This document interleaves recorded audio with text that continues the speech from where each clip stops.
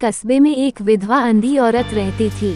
उसका एक बेटा था जिसके पालन पोषण की सारी जिम्मेदारी उसके कंधों पर थी। वो अपने बेटे को पढ़ा लिखा कर एक बहुत बड़ा आदमी बनाना चाहती थी, इसलिए उसने उसका दाखिला कस्बे के सबसे अच्छे स्कूल में किया।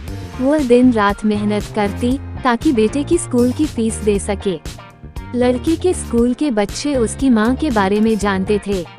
वे सब उसे अंधी का बेटा कहकर चिढ़ाते थे। लड़का इससे बहुत परेशान था। उसे अपनी माँ पर शर्म आने लगी थी। वो उसके साथ कहीं भी आने जाने से कतराने लगा था। जब लड़का बड़ा हुआ तो उसकी शहर में अच्छी नौकरी लग गई।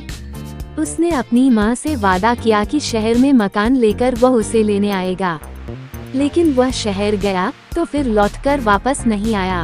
उसकी अंधी माँ उसका इंतजार करती रह गई।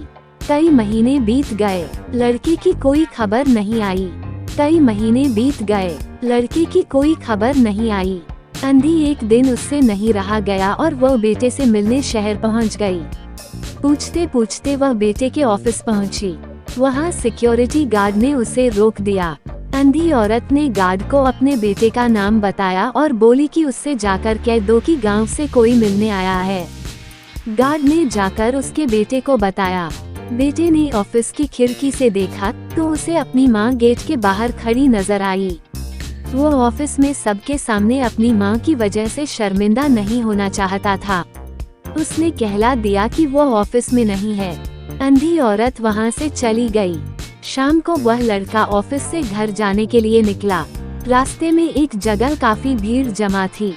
वो अपनी गाड़ी रोककर भीड़ के पास पहुंचा और तो बीच सड़क में अपनी माँ को मारा पाया। उसके हाथ में एक चिट्ठी थी जिसमें लिखा था, बेटा, बड़े दिन हो गए थे, तेरी कोई खबर नहीं मिली। चिंता हो रही थी इसलिए तुझसे मिलने चली आई। तू तो अब बड़ा आदमी बन गया है। तुझसे मिलना अब शायद मुझ गरीब की किस्मत में नहीं, लेकिन मैं बहुत खुश हूँ तेरे लिए।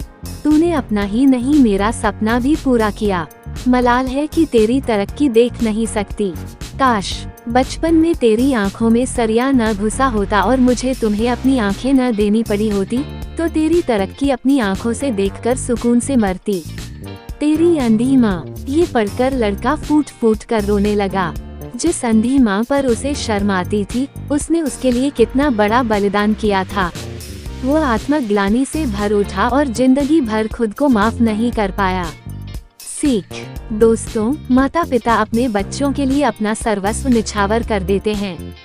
उनका हमेशा सम्मान करना चाहिए।